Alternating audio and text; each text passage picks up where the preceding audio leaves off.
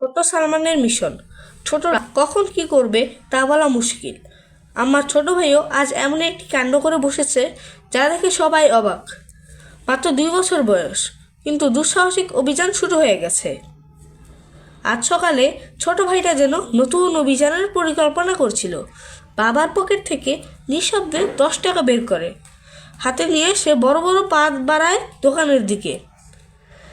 তার ছোট্ট পা দুটো কত দ্রুত চলছিল, যেন এই মিশনে তাকে সফল হতেই হবে। দোকানে গিয়ে গম্ভীর মুখে চিপস দেখিয়ে বলল, এইটা দাও। দোকানদার হয়তো অবাক হয়ে টাকাটা নিয়ে চিপস দিল প্যাকেটে করে। বিজয়ের হাসি মুখ নিয়ে সে ফিরছিল বাসার দিকে, কিন্তু তখনই দেখা হয় বড় দাদার সঙ্গে। দাদা তো প্রথমে অবাক, তারপর হেসে ফেললেন। এমন কাণ্ড! মাত্র 2 বছরে একা একা এত বড় কাজ! দাদা আর কি করে, সেও সাব্বাসি দিল ছোট সালমানকে।